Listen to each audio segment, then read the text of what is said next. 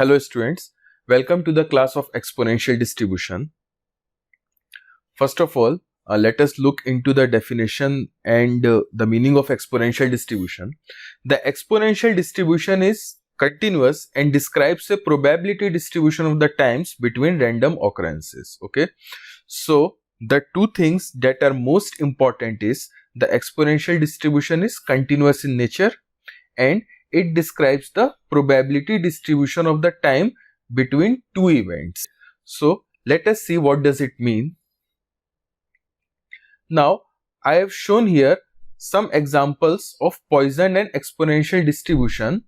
So the number of people killed in road accidents per day follow the Poisson distribution, whereas the amount of time lapses between two road accidents follow the exponential distribution. Okay, the number of events in a particular interval or space follows the Poisson distribution, while the amount of time lapses between the two events follow the exponential distribution. Okay, so this shows the relationship of Poisson distribution with exponential distribution. So here we can grasp the idea that in what situation we have to use the Poisson distribution and in what situation we have to go with the exponential distribution.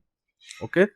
Similarly, the number of goals scored per match follows the Poisson distribution, while the amount of time lapses between two goals follow the exponential distribution. Again, the number of defects found per hour during production hours follow the Poisson distribution, and the amount of time lapses between two defects follow the exponential distribution.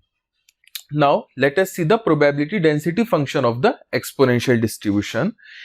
If the mean number of events per interval is lambda and x is the number of interval between two events, the probability density function for the number of interval is given by lambda e to power minus lambda x. Okay, here lambda is the exponential parameter and x is the number of interval between two events, that is related to the time lapsed between two events. Okay, so here both x and lambda is greater than 0 since x represents nothing but the number of intervals, so it has to be positive, and the lambda represents the mean number of events, so it also has to be positive. Okay, so here you can see the graph of exponential distribution, which depends upon the value of exponential parameter, that is lambda. So here in three graphs you can easily see that as we increase our exponential parameter, the peak of the graph would increase. Now let us see the probability calculation for exponential distribution. The probability density function is given by lambda e to power minus lambda x, as we have already seen.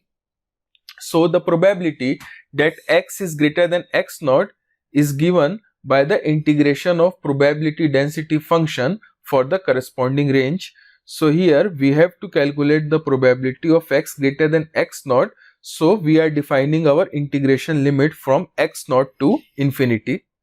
Okay, so if we solve this, we will get the value of e to power minus lambda x naught. Now the probability that x is less than x naught is given by subtracting e to power minus lambda x naught from 1, since 1 is the total probability for all possible values of x. Okay, so probability that x is less than x naught is given by 1 minus e to power minus lambda x naught. Now let us solve an example. In a manufacturing firm, parts are randomly selected and tested for quality control purposes. It has been established from the population data that a defective part occurs in a pattern that is Poisson distributed on the average of 4 defects every 20 minutes. Determine the probability that less than 15 minutes will elapse between any two defects. Okay, so here in the question you have been provided the value of lambda, that is 4 defects every 20 minutes. Okay, so now we are assuming our interval as 1 minute. So what is the value of lambda? Lambda is the number of events per interval. So lambda would be 4 divided by 20. Okay, so the value of lambda is 0.2 and we have to calculate the probability that less than 15 minutes will elapse between any two defects. So we are concerned with the probability that x is less than 15. Okay.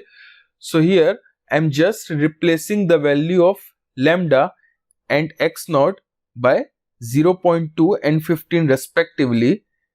So I will get the answer as 0.95. If I change it into percent, that would be 95%. So there is a 95% probability that less than 15 minutes will elapse between any two defects. Now let us see the mean and variance of exponential distribution. The mean is given by 1 divided by lambda and the variance equals to 1 over lambda. Okay. So the mean and variance of exponential distribution is same quantity wise. We will also try to validate these results in our Excel class on exponential distribution. Okay. Thank you.